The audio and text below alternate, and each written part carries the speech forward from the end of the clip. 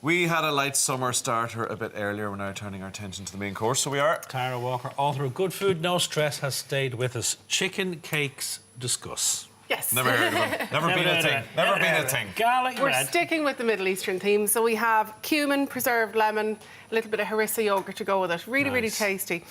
So I have chicken thighs here, and I like using chicken thighs more than a breast fillet here because there's a little bit more fat content, which keeps them more moist and juicy in the oven. And then also, they just have a bit of a better flavour, I think, and they're more robust. So the thigh, you can ask your butcher just to debone it and skin it for you. Some supermarkets have Chicken mince. chicken oyster or chicken mince would be perfect as well. You could use turkey mince as well if you want to go a little bit That's healthier. really healthy, isn't it? So I have started blitzing it a little bit, just not to make loads of noise. How many and thighs are you using for this recipe? I'm using 3. Just 3? Yeah, just 3, and it makes about 8 chicken cakes. Very good. And by the way, if you're making One this, portion then. I hear you. serves 2 to 4, we'll say. 2. Play safe. Play safe. But it's actually a great one to do in a double batch and freeze half of them because good. you kind of have a meal in one then. Yeah. I actually have a sort of a dish that's like a lunchbox with a lid on it, but you can put it in the oven. So I can put it in there, into the freezer, and then directly out into the oven. A little bit of cumin here, and then some parsley stalks. And I'm just using the stalks because I'm going to hold back the leaves for garnish later on. And I'm going to give a little blitz up here. Out, don't they? Yeah, exactly, and there's loads of flavour. Yeah. So excuse the noise for a moment.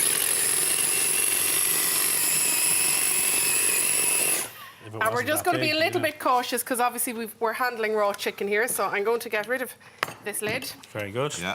And I'm going to cook off a tiny bit here in the pan because as with any burgers, meatballs, fish cakes, anything like that, you want to have a little taste because it's a bit late once you've assembled them, you know, and cooked them to find that they're bland. So I'm just going to pop a little bit onto my pan, see that I'm happy with it. Also, you're going to cook it, taste it, say needs a bit of something. Exactly. Gotcha. Exactly. Right. So in the meantime, Little tips. yeah. No, I mean, this is what makes you a better cook, is tasting each step of the way, you know, and making sure your seasoning is right. Harissa yogurt. I have a little bit of Greek yogurt here, and I'm popping some harissa, which is just a Tunisian spice paste made of chilies and tomato usually, but there might be other ingredients. Halloumi, harissa, tahini. Tell you what. All of these are very Middle Eastern and North African ingredients. See, I actually had a class this weekend called The Foods of North Africa and the Middle East at the Cookery School. You see. Hence, So you're just churning my it out. inspiration. Whatever you're doing in your class, Well, actually, I made these chicken cakes that are in the oven in my class yesterday. very good. So it's all about good husbandry. Exactly. Good food husbandry. We're all about good husbandry, aren't we, Simon? We're the poster boys for good husbandry. Yeah. So I have everything in here in my yogurt. And we're going to be serving the chicken cakes with a dollop of this yogurt over them and in my little jam leaves Sorry, here. Tara, what flavour are you getting off the harissa? Oh yeah, it's a spicy flavour. Right. And this particular one I use at the Cookery School actually has rose petal in it, which is really nice. But you can't get that everywhere. You can also buy a tube in most supermarkets, just it doesn't have the rose petal in You it. get it in Termonfeckin though.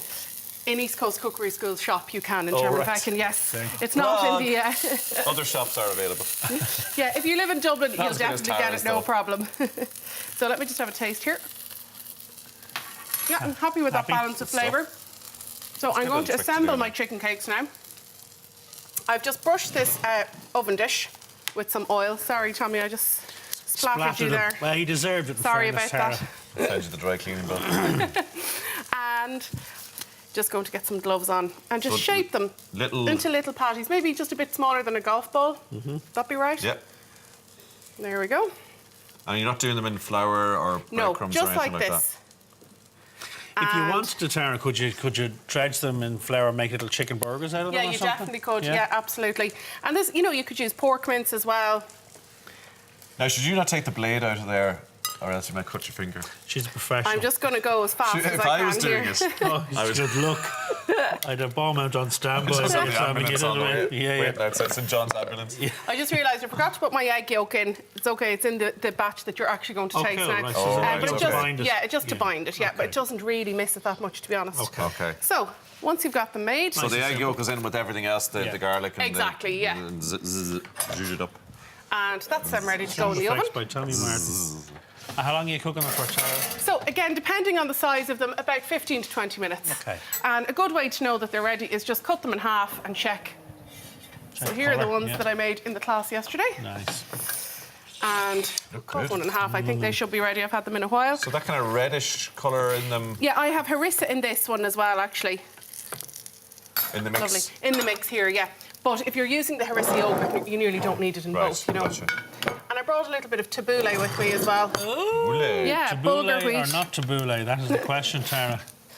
And we're just going to place these in. I actually think They this is look a great, don't really they? nice... If you're a fan of getting a takeaway in front Yeah, of yeah. a movie on a Friday Yeah, night or very whatever, good, yeah. I think this is quite a nice, healthier alternative, particularly if you make it in 2 batches and have 1 batch in the freezer.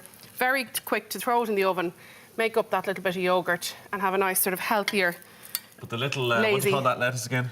little gem. The little gem lettuce is great for presentation. isn't it? Absolutely, yeah. And actually, if you're trying to cut down on carbs for any reason, Yeah, you don't not want that a I burger ever bun am, and but all you know, that I know kind some of stuff, people yeah. do. It's actually a nice way of, you know, feeling like you're having something with it without, Yeah. you know, your potatoes or whatever. Even though I know I brought my tabbouleh. Lovely. So- We're killed for time, Okay, yeah, Tara. have a taste, guys. Here we go. You jump in there, go. Tom. Yeah, Tara, gorgeous. 2 nice, gonna burn simple me now, isn't it? recipes. yeah, it is probably tasty. very hot. It's all right, Tom. Don't you worry. So don't forget all today's recipes are on our website or in Tara's book, Good Food, No Stress.